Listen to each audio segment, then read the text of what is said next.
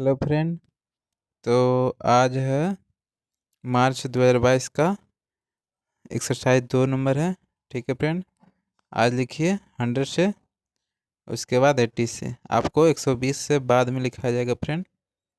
आप पहले 100 से लिखिए, संभलेगा तब उसके बाद लिखिएगा फ्रेंड। ठीक है, तो आज 100 से रहेगा, उसके बाद 80 से लिखा जाएगा। ठीक है फ्रेंड, तो रेडी हो जाइए। 1 2 3 ready, start. As you, Mr. President, have said in our address, there can be no economic progress in conditions of instability, uncertainty, and insecurity. Any attempt and at bringing about a greater measure of economic equality will receive a setback in any such environment and in all situations in which law and order breaks down. It is the poorer sections of the society who suffer most than the affluent section. But I would like to draw your attention to one thing: stability cannot be and should not be equated with the perpetuation of the status quo.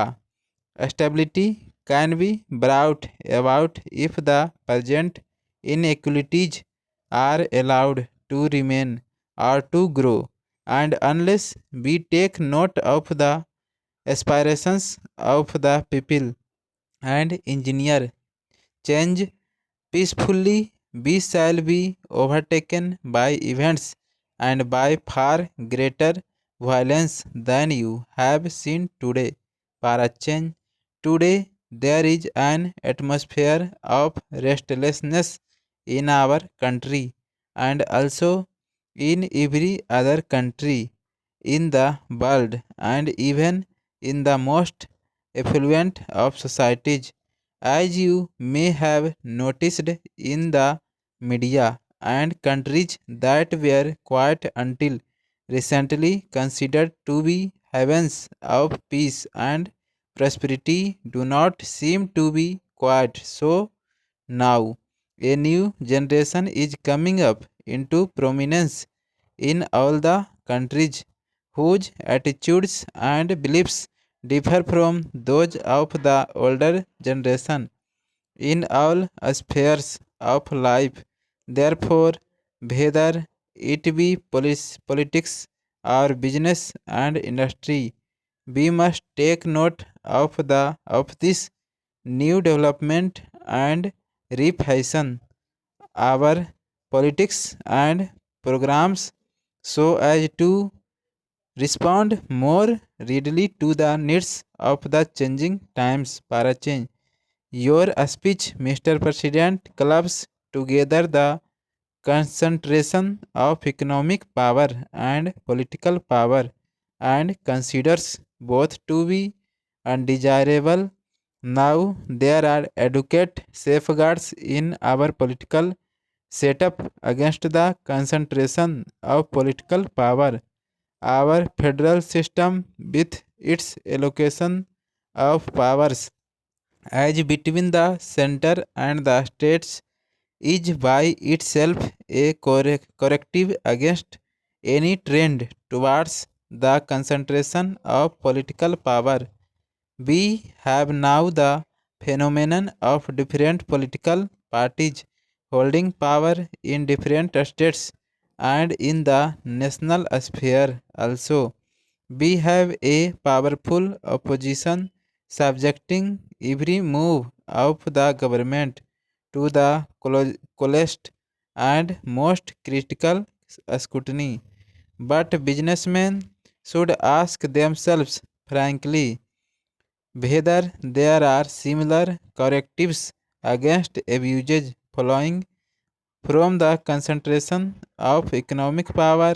What action has been taken in our country to build up active organizations of shareholders, consumers, and small businessmen in the absence of organizations of this nature, exercising a countervailing influence against the concentration of economic power government had to set up.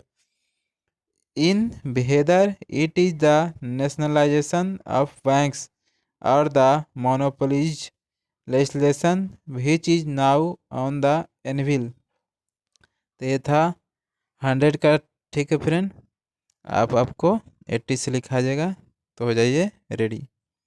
Ready 1 2 3 ready start. As you mister president have said in your address, there can be no economic progress in conditions of instability, uncertainty, and insecurity. Any attempt at bringing about a greater measure of economic equality will receive a setback in any such environment and in all situations in which law and order breaks down. It is the poorer sections of the society who suffer most than the affluent section. But I would like to draw your attention to one thing: stability cannot be and should not be equated with the perpetuation of the status quo. Stability cannot be brought about if the present inequalities are allowed to remain or to grow, and unless we take note of the aspirations of the people and engineer change peacefully, we shall be overtaken by events and by far greater violence than you have seen today.